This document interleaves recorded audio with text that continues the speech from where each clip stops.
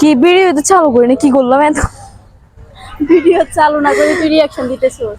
হ্যাঁ hello guys, হইছে হইছে তাম, এবার তাম সুপ্রভা, এবার তাম তুই, এবার তুই তুই তাম। শুরু কর।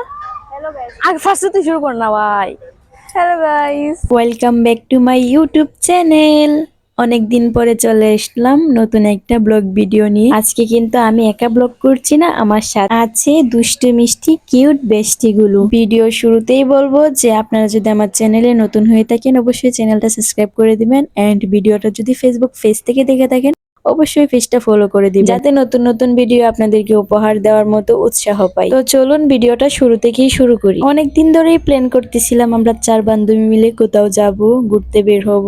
তো ফাইনালি একদিন ডিসিশন ফাইনাল হলো যে আমরা আশেপাশে কোথাও যাব। যেহেতু আমরা চট্টগ্রামের ভিতরে আছি, তো চট্টগ্রামের আশেপাশে কোথাও যাব। তারপরে একদিন সব দিক থেকে বিবেচনা করে আমরা সবাই মিলে ডিসিশন নিলাম যে আমরা জাম্বুরি পার্কে যাব, আগ্রাবাদ।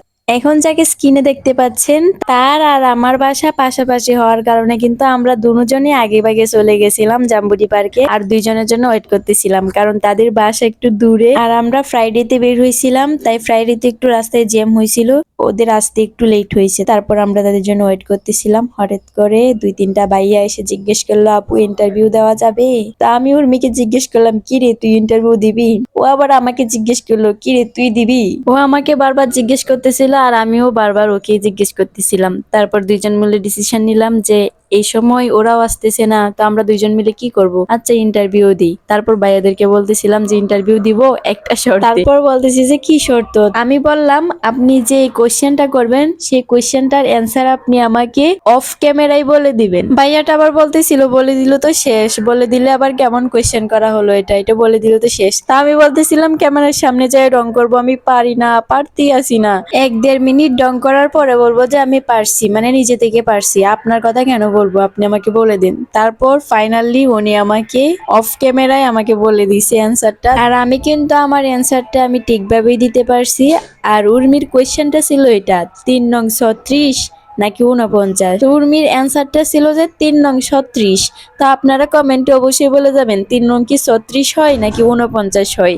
উর্মি কি আনসারটা সঠিক দিছে নাকি ভুল দিছে? আমার কাছে তো ভুল মনে হইতেছে, আপনাদের কাছে কেমন মনে হইতেছে অবশ্যই কমেন্ট করে জানাবেন। যাদের জন্য এতক্ষণ ওয়েট করতেছিলাম তারা কিন্তু চলে আসছে, তাই ফাইনালি আমরাও ইন্টারভিউ থেকে চলে আসলাম। তো এই যে আমি যাদের জন্য ওয়েট করতেছিলাম এতক্ষণ সে চলে আসছে। অনেক বেশি মজা করতেছিলাম, অনেক বেশি উপভোগ করতেছিলাম, পরিবেশটা কিন্তু অনেক সুন্দর ছিল। আপনারা যারা যারা গেছেন জাম্বুরা পার্কে তারা কিন্তু আবার যাবেন নতুন করে। এখন কিন্তু অনেকটাই পরিবর্তন হয়েছে, অনেক সুন্দর করা হয়েছে। আগে যাই নাই আমি কোনো সময়, তাও মানে উর্মির থেকে শুনছি আগে নাকি এত কিছু ছিল না, এখন অনেক কিছুই হয়েছে, মানে অনেক সুন্দর সুন্দর প্লেস, বিশাল বড় আকারের একটা পুকুর আছে, অনেক কিছুই আছে, যারা গেছে তারা জানে। আমরা বেশি ঘোরাঘুরি করি নাই, জাস্ট কয়েকটা ভিডিও বানাইছি, পিকচার উঠাইছি, দুষ্টামি করতে করতেই আমাদের দিন শেষ হয়ে গেছে। দেখেন গাইস, আমি ওর সাথে ব্লগ ভিডিও বানাতে আসছি আর ওর বাপ বেড়ে গেছে। বাপ বেড়ে গেছে যে।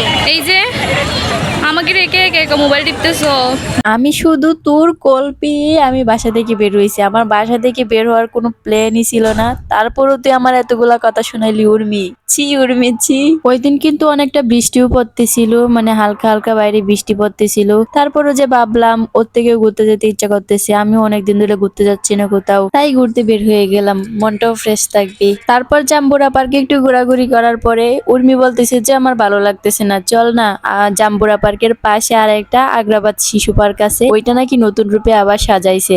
তো ওর ডিসিশন এই দুটোটাই হলো, জাম্বুরা পার্কেও ঘোরা হলো এন্ড আগ্রাবাদ শিশু পার্কেও ঘোরা হলো। ডিসিশনটা ওর হলেও কিন্তু আমরা অনেক বেশি এনজয় করতেছিলাম, অনেক বেশি মজা পাচ্ছিলাম, কারণ জায়গাটা আমাদের কাছে অচেনা আর অনেক বেশি সুন্দর, আমরা সবাই মিলে অনেক এনজয় করতেছিলাম। তো নেক্সটে পাচ্ছেন আপনারা আগ্রাবাদ শিশু পার্কের ভিডিওটা, নেক্সট ভিডিওর জন্য অপেক্ষায় থাকুন।